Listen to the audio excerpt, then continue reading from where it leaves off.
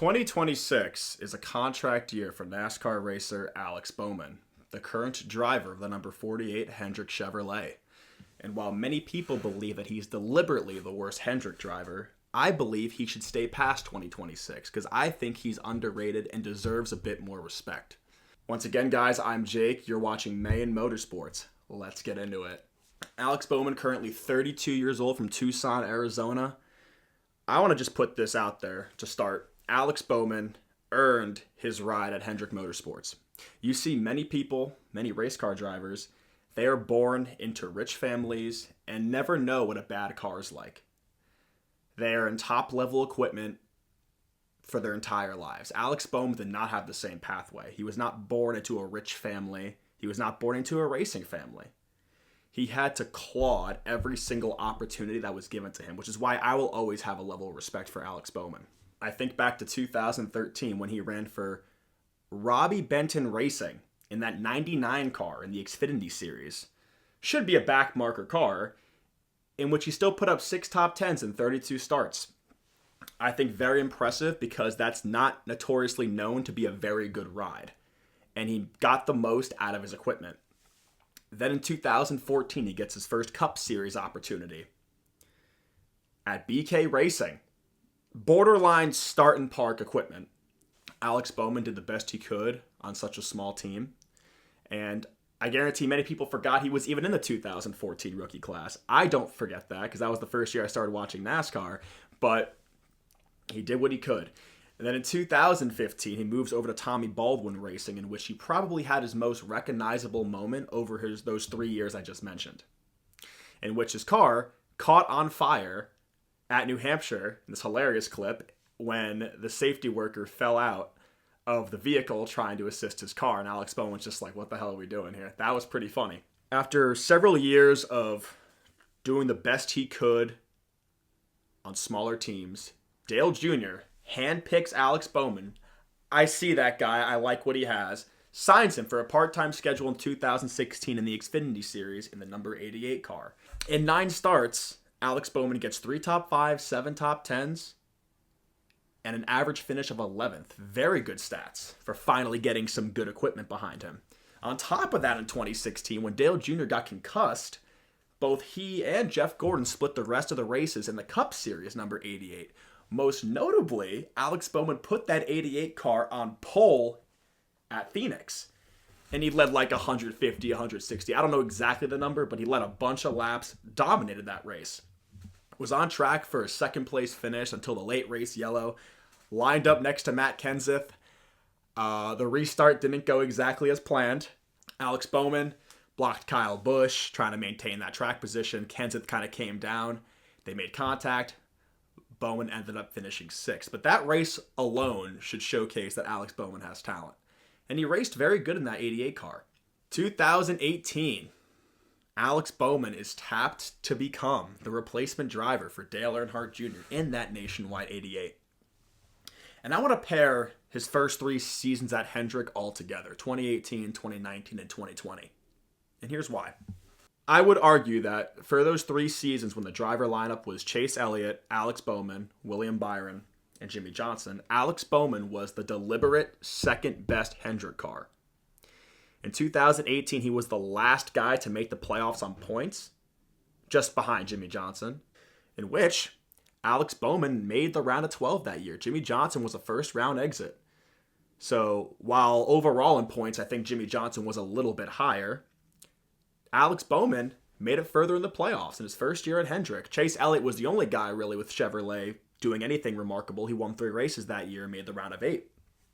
And William Byron wasn't a factor at all. He was like sub-20s in points. 2019, Alex Bowman gets his first career win at Chicagoland. I watched that race live for a 550 horsepower race. That was a lot of fun to watch. I give him a lot of credit. He lost the lead, and then he got it back. You don't see that too often, so when someone does that, it's truly remarkable.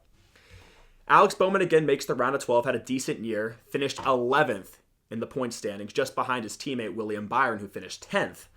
However, you could argue again, Alex Bowman had a better year because he had that first win, something William Byron would have to wait until the next season to get. Chase Elliott, again, 3 wins. round of 8 appearance. Jimmy Johnson didn't make the playoffs. And then 2020, Alex Bowman gets his second career win in dominating fashion at Auto Club Speedway. Rest in peace, Auto Club Speedway. That track, I don't know why they had to kill it. I miss that track so much. And then the COVID pandemic happened. Alex Bowman ran a pretty good 2020 season. Arguably the next best Chevrolet driver after Chase Elliott. And he made it to the round of 8, the furthest he's ever made it in the playoffs. He was eliminated in the round of 8, but still a very good season for Alex Bowman. His most consistent year to date, he finished 6th in the final point standings. Way higher than William Byron and Jimmy Johnson. William Byron got his first win. Eliminated in the first round. Jimmy Johnson did not make the playoffs in his last season, and Chase Elliott had 5 wins in the championship. So those first 3 years at Hendrick, you could argue Alex Bowman was deliberately the second best Hendrick car. Then 2021 happened. Kyle Larson joined the team. Jimmy Johnson left. Alex Bowman went to the 48 car. Replacing Jimmy Johnson in that 48 car was huge news. Big shoes to fill. And while 2021 was a big Hendrick resurgence year after a few years of Chevrolet not performing very well, being the worst manufacturer, 2021 completely changed that. Chase Elliott had 2 wins and a championship 4 appearance. William Byron had an incredible year. He won a race early at Homestead and was very consistent throughout the year. Kyle Larson was Kyle Larson. He won 10 races that year. Nobody was even close to him. 10 races and a dominant championship, a well-earned championship. And then there's Alex Bowman. Alex Bowman finished 14th, I believe, in the point standings. I got to double check that. But despite being very inconsistent, being a round of 12 exit in the playoffs, he won 4 races. And to this day, has not won multiple races in a season since. He won that Richmond race and a late race restart over Denny Hamlin and Joey Logano. He won Dover after taking the lead from Kyle Larson and never looking back.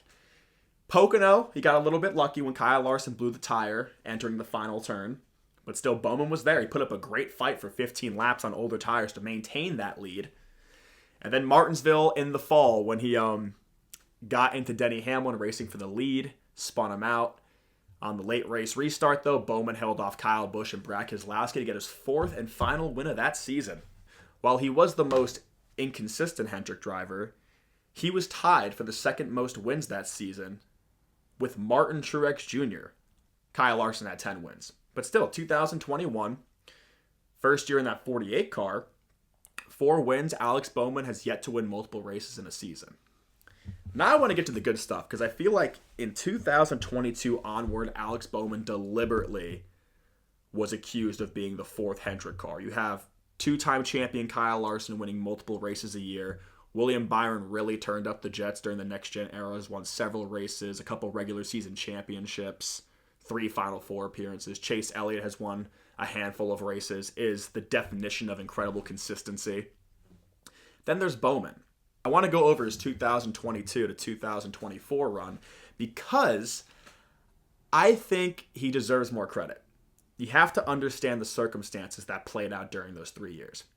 2022, Bowman wins the 3rd ever points-paying next-gen race at Las Vegas over his teammate Kyle Larson on a late race restart. Puts him in the playoffs right away. Runs an okay season. A lot of drivers that year were inconsistent due to the next-gen car being unknown. People didn't know how to master it yet. All 4 Hendrick cars easily make the round of 12. Looking like potentially a round of 8 at the very least for Alex Bowman. Unfortunately, at Texas in the first race of the round of 12, he blows a tire completely out of his control and has a very mild crash. You wouldn't think anything of it, like, oh, he just hit the wall. But this is the 2022 next gen.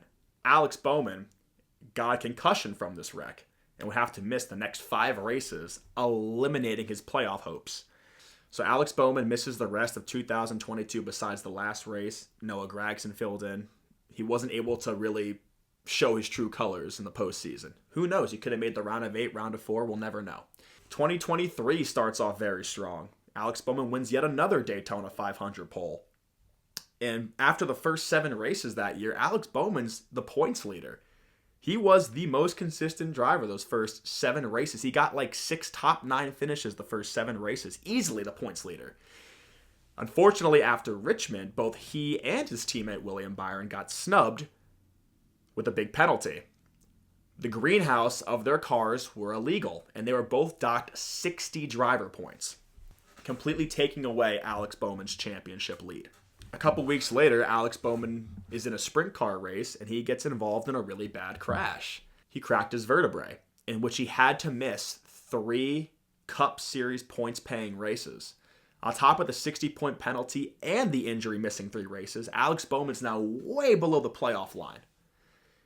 He wasn't able to get that win to put himself into the playoffs, but neither was his teammate Chase Elliott, who missed a handful of races due to his injury. So you can't really pinpoint Alex Bowman being the worst. He was the points leader. He was showing a lot of speed. Who knows what would have happened if he didn't get injured or if he didn't get the penalty?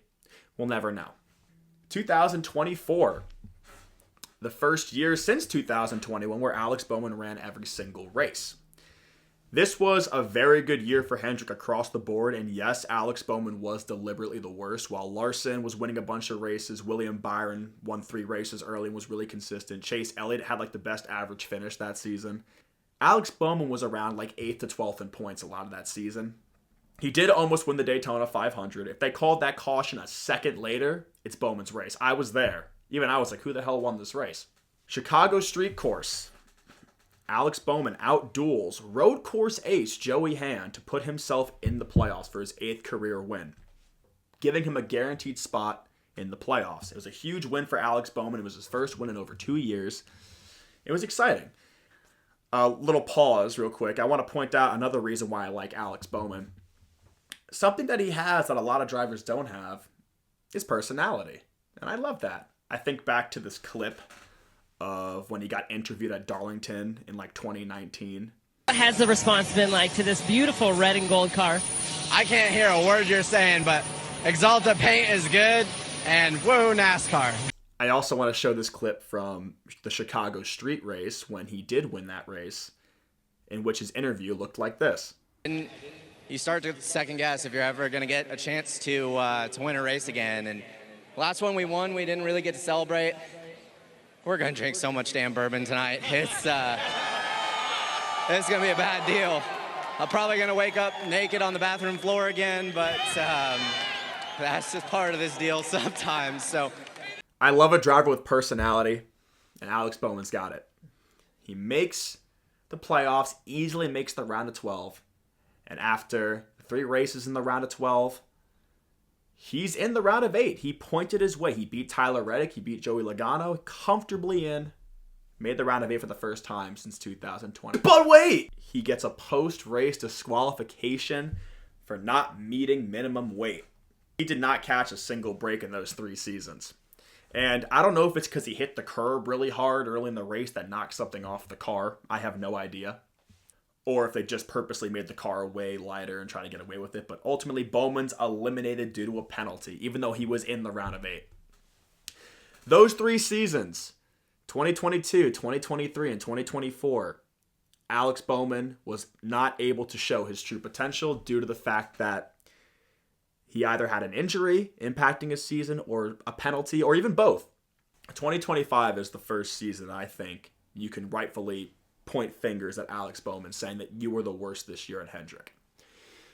Kyle Larson with a 3-win season wins the championship off of incredible consistency towards the end of the season. Chase Elliott wins 2 races, makes the round of 8. Again, one of the best average finishes in the field. William Byron, your regular season champion, and made the Final 4 after a clutch win at Martinsville. Didn't win the championship, but still. Then there's Alex Bowman. A very inconsistent year. I think of Homestead where he was in position to win. He hit the fence. Kyle Larson went on by him. I think of Michigan after a really hard crash he had. Crashes like that concern me because Alex Bowman has a history with injuries. A head-on hit into the wall at Michigan is not a good look for a guy who's had several back injuries, a concussion. At the end of the regular season, Alex Bowman is the last guy in the playoffs. The 16th and final seed. No wins. And due to a lack of playoff points, not a very good first round, he's eliminated in the first round. When Larson and William Byron made the Final Four, and Chase Elliott made the round of 8. It was definitely a disappointing year. First season since 2021 when there was no penalties, no injuries, and flat out no excuses. That season concerned me. And now, it being a contract year for Alex Bowman, he really has to perform. Who knows? He has a very good relationship with the sponsor Ally. He's one of the funniest guys in the garage. I think any driver with personality deserves a raise because we need more of that in NASCAR. He's funny. He's a jolly good spirit. I hope 2026 works out for him. I really want him to succeed, hopefully win multiple races again. I think he's capable of doing so. But after last season, he can't have a replica of last season again. He has to step up his game, at least a top 10 points finish. Alex Bowman finished 13th in the 2025 standings. I will always support Alex Bowman because of the fact that he has personality and he had to earn his ride. He knows what it's like to drive bad race cars. He was never always in top-level equipment. Before I go, I want to talk about Alex Bowman's new paint scheme for 2026.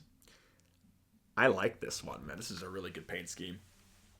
Usually the car is mostly purple and black, but this time they decided to go with some like cyan. It's like a bluish, like a light blue turquoise maybe. I like the sharp edges around the Ally. Looks really cool. I think the cyan and the purple mash really well together. I definitely think it's the most unique Ally car we've seen due to the cyan. The cyan. I don't know what to say. It was a blue. I don't really know. But I hope this new race car leads to Alex Bowman winning a few races. I like Alex Bowman. I think he deserves more credit. And I really hope that he has a good enough season to stay with Hendrick Motorsports. Because I believe once he finally hits the 8 ball, wins a couple of races in a season, with no injuries, no penalties, I think Alex Bowman will strive. Let me know down in the comments what you guys think will happen to Alex Bowman after 2026. Let me know if you like Alex Bowman, because I sure do. He's great.